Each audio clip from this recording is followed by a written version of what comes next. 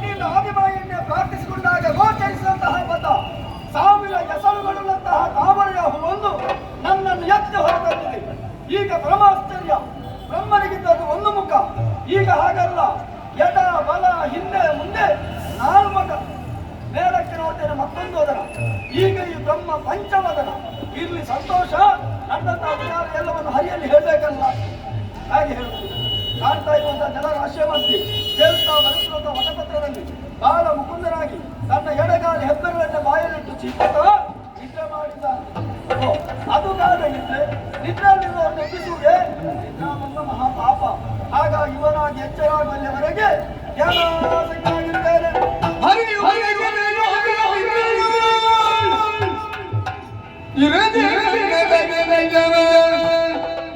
ಇರುವವರಿಂದಲೇ ಹೊರಗೆಡ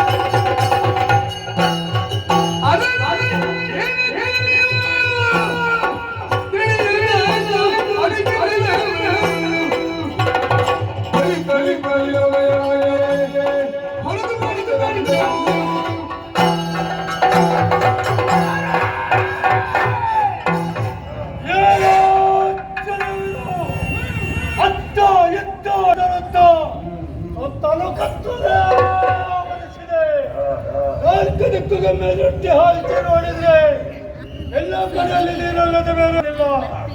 ಈ ಸಮಯದಲ್ಲಿ ನನ್ನಪ್ಪನ ಹೊಟ್ಟು ಯಾಕೆ ಹೇಗೆ ಯಾರಿಂದ ಅಂತ ಗೊತ್ತಿಲ್ಲ. ನಾನು ಎಲ್ಲೆಲ್ಲ ಬಂದೆ, ಯಾಕಾಗಲಿ ನಿಂದೆ ಇಲ್ಲೇ ಮುಂದೆ ಸಮಸ್ಯೆಗೆ ಒಳಗಾದವನೇ ನಾನು. ಕೊಟ್ಟಿರ ಬಗ್ಗೆ ಸತ್ಯಕ್ಕೆ ನಾನು ಪಡಲದ ಮೇಲೆ ಯಾರೊಬ್ಬರು ಕಾಣಿಸುವುದಿಲ್ಲ. ಹಾಗಿದ್ದರೆ ಇನ್ನೇನು ಮಾಡೋಣ? ಸರಿ ಸರಿ, ಉಳಿದದ್ದು ಶೋಧನೆ ಒಂದೇ ದಾರಿ. ಕಾಡುವಂತ ಜನರಾಶಿಯ ಮಧ್ಯೆ ಶೋಧನೆ ಮಾಡುತ್ತಾ ಹರಿಯುತ್ತೇನೆ ನೋಡೋಣ.